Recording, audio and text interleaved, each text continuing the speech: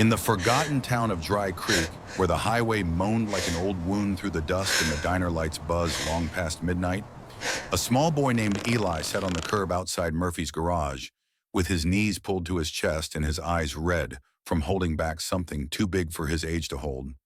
Something that had been pressing on his chest for so long, it had begun to feel like part of him. He was only 10, but the way he stared at the horizon, the long silver line of road that went nowhere anyone wanted to go, made him look older, like someone who already understood the cruelty of promises broken by people who were supposed to keep them. And that was where the bikers first saw him. They came in a slow thunder of chrome and gravel, 8 of them, their jackets bearing the faded emblem of a red hawk whose wings spread like fire. They were loud, rough, tired men who carried road dust and silence in equal measure. And none of them expected a kid to stand up and step into their path as if he had been waiting for them his whole life. Their leader, a tall man with a gray braid and eyes that had seen too much dessert, cut his engine first. His name was Rafe Dalton, though most knew him as Ghost Hawk, and when he saw the boy, skinny, shaking, with a bruise blooming like a storm cloud under his sleeve, he felt something stir that he hadn't let himself feel since his own boy was buried years ago. "You lost, kid?" he asked, voice gravel over whiskey. Eli shook his head, his small hands gripping a folded note, and said words that hung in the dry air like a prayer too heavy for heaven. "I need you to kill my stepdad." The words froze everyone, the engines ticking, the dust hanging, the silence swallowing the road whole. Rafe looked at the boy, at the trembling paper, and saw a kind of desperation that didn't belong in any child's face. He knelt, the leather of his jacket creaking, and said softly, "Son, you don't know what you're asking." But Eli only looked up, eyes hollow but determined, and whispered, "He hurts my mom. He hurts me. He won't stop." There was no scream in it, no drama, just flat truth, and that was worse. Around them, the other bikers exchanged uneasy glances. Men who'd done time, seen blood, and thought nothing could shake them, suddenly found themselves avoiding the boy's eyes. One of them, a burly, red-bearded guy named Tank, muttered, "Kid, we ain't the law," but even he sounded unsure. Rafe took the note from Eli's hand. It was written in pencil, smudged, a map of the house drawn on the back with a shaky X where the stepdad slept. And for a long moment he just stared at it, torn between disbelief and a slow, painful recognition of what fear could make a child do. Then he folded it carefully, slipped it into his vest, and said, "Come on, let's get you something to eat."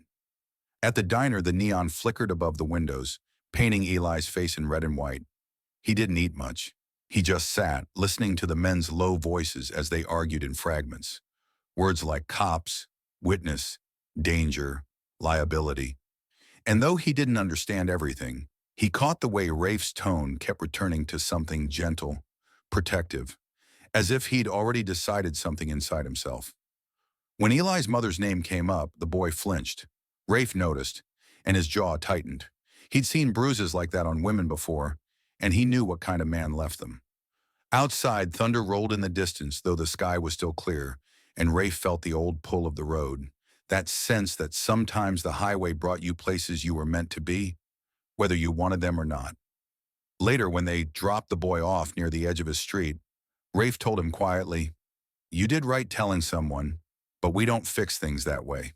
You hear me?" Eli nodded, though his eyes betrayed him.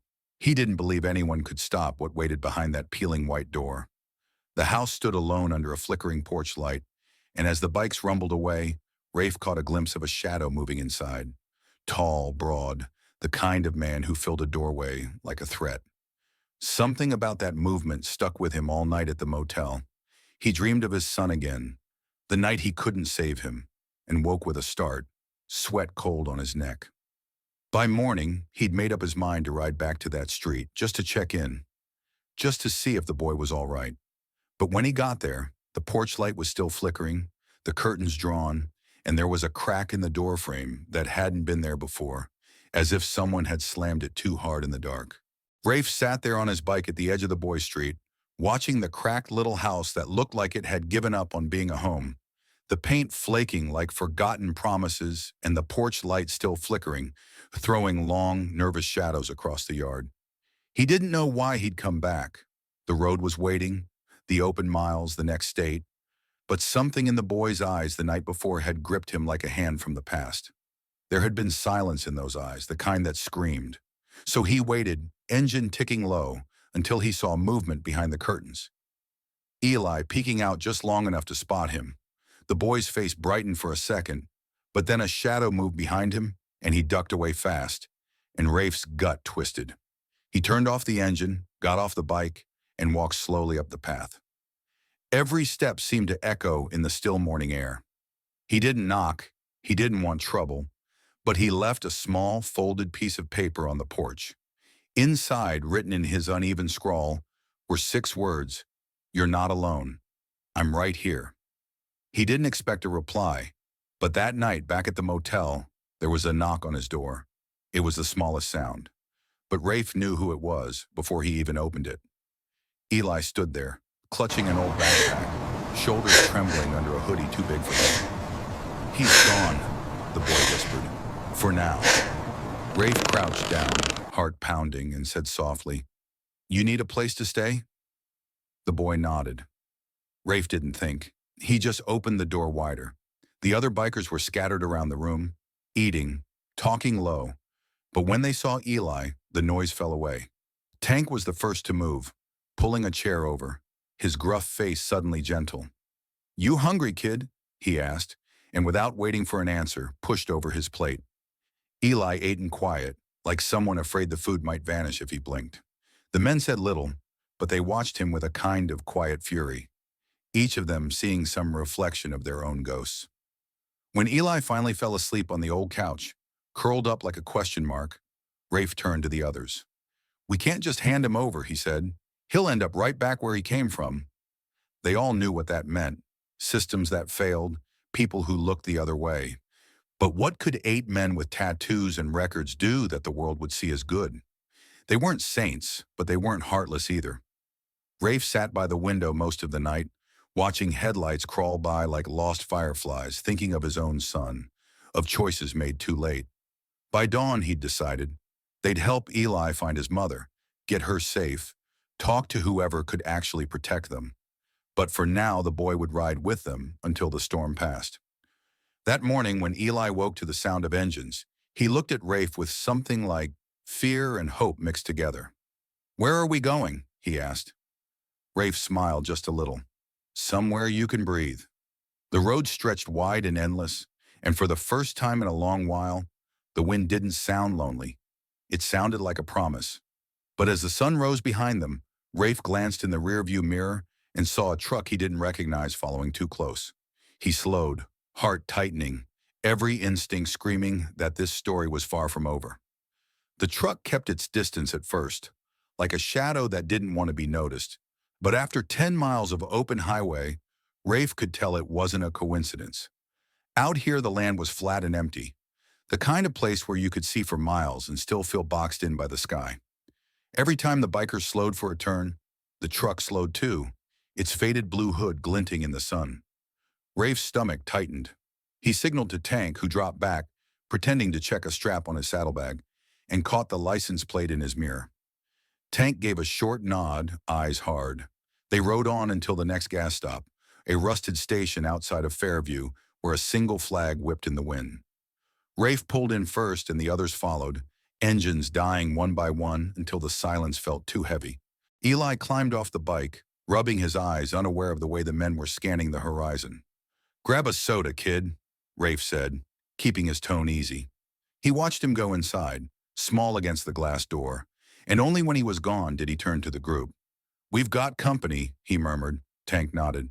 "Saw him tailing since Dry Creek. Could be nothing, but they all knew nothing rarely followed you that far." Inside the station, Eli pressed his forehead to the cool glass of the fridge door, pretending to pick a drink, trying not to think about the house he'd left behind, or the silence that had filled it when he slipped away before dawn. He had written a note to his mother, 3 lines that said he loved her, that he was sorry, and that he was safe.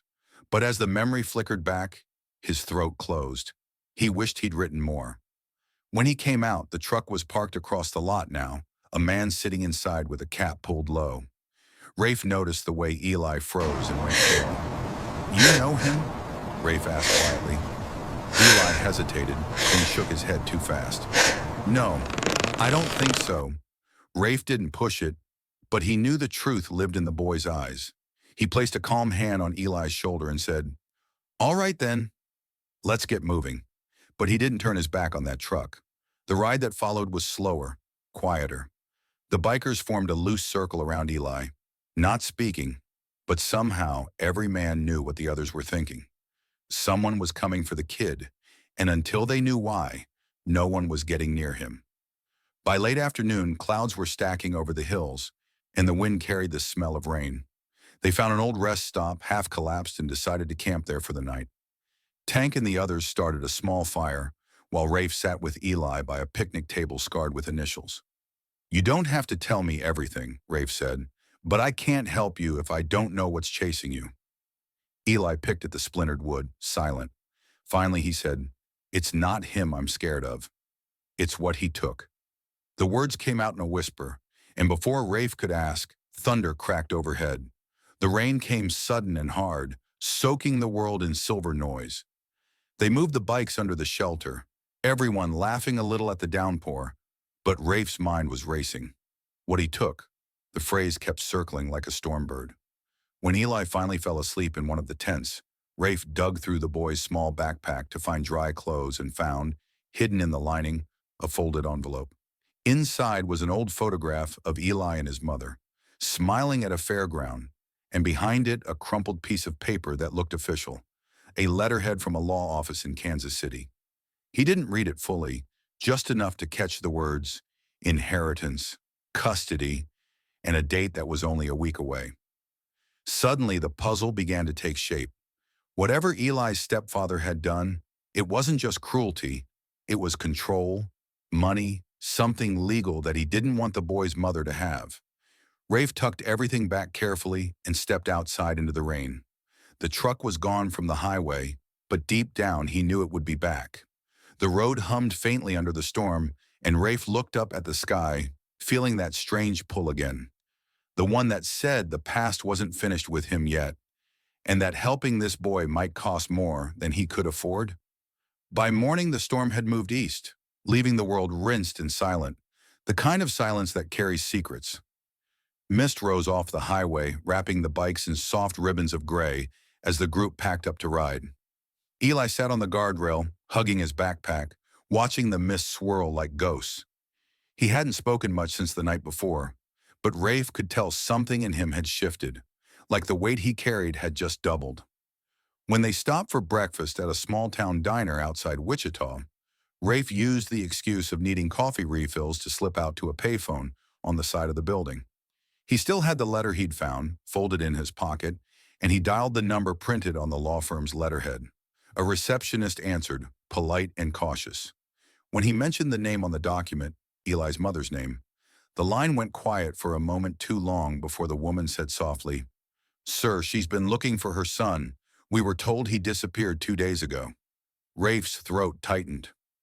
"She's safe?" he asked. "She's with us," the woman said. "We're helping her move a case forward." He wanted to ask more, but the woman said she'd pass along a message if he had one. Rafe hesitated, then said, "Tell her the boy's alive." "He's okay. We'll bring him to her." When he hung up, his reflection in the glass looked older, heavier. Back inside, Eli was watching the window, the trucker in the next booth, the rain-streaked glass, like he was expecting someone to burst in any moment. Rafe sat beside him, voice steady.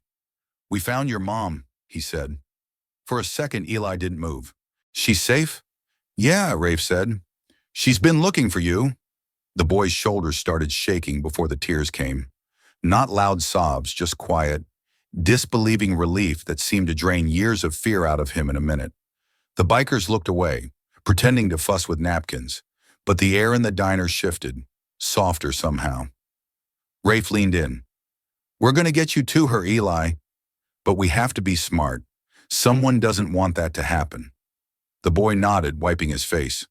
"I can be smart," he said, and he meant it. They left the diner at noon, following the long road toward Kansas City. The sunlight kept flickering through the trees like a broken film reel, and for a while it felt almost peaceful.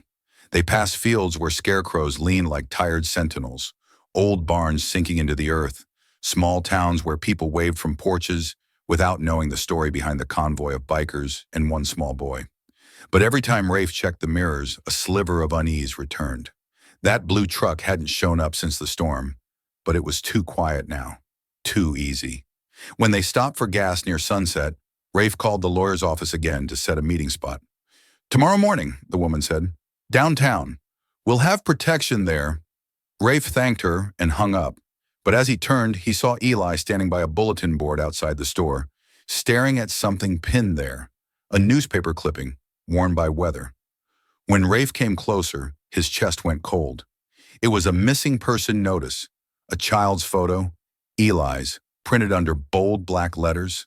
10-year-old boy missing from Dry Creek, believed to be in danger. The date was 2 days old. Eli's eyes filled again, not with fear this time, but guilt. "They think I ran away," he whispered. "Mom's gonna think I didn't trust her." Rafe crouched, meeting his gaze.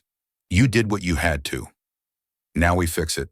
But the weight of the poster hung between them, the idea that the whole world was looking for a scared boy who just wanted to be found. That night they stayed in an old roadside motel, 2 rooms with buzzing lights and sheets that smelled like dust and soap. Eli fell asleep early, his hand clutching the photograph of his mother. Outside, Rafe sat on the curb with Tank, smoking in silence. The highway hummed, and somewhere in the distance, thunder rumbled again, soft as a memory. Tank finally spoke. "You think we're doing the right thing?" Rafe didn't answer right away. He watched the stars blur in the rising mist, thought of his son, of choices he'd made too late to fix. "I think," he said finally, "that sometimes right and wrong don't come in colors you can name." Inside, the TV flickered faint light over Eli's sleeping face, and on the nightstand, the folded letter waited like a heartbeat, proof that tomorrow might finally bring him home, or break him all over again. Dawn rose pale and bruised over the highway as the convoy rolled into Kansas City, their engines rumbling low against the waking city's heartbeat. The skyline shimmered with morning haze, glass catching the sun like scattered fire. Eli held on tight behind Rafe, his small hands gripping the worn leather jacket, the wind snatching at his hair. For the first time in days, he let himself believe he was heading somewhere safe. They reached the law office just before 9, a tall gray building downtown, people rushing past without looking up. Rafe parked the bikes along the curb, and for a moment none of the men spoke. They'd ridden hundreds of miles for this, and now that it was here, it felt too quiet, too still. Rafe took a knee beside Eli. "You ready?" he asked. The boy nodded, but his eyes were wet. "You'll stay?" "I'll stay," Rafe said, though something inside him whispered that promises were fragile things. They went inside together, the bikers waiting by the glass doors like sentinels. The receptionist looked up as they entered, her expression softening when she saw Eli. "You must be Eli," she said gently. "Your mother's upstairs."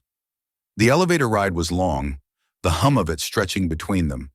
When the doors opened, sunlight poured through the tall windows at the end of the hall. And there she was. Eli froze, breath catching. His mother turned at the sound, her face pale and trembling, and for a second neither of them moved.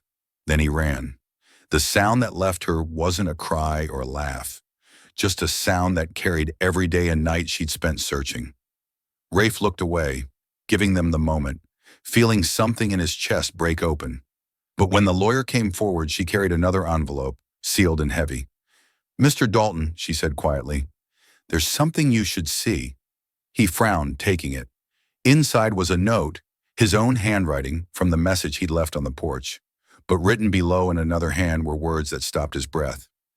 "If you're reading this, I'm gone. Take care of my boy."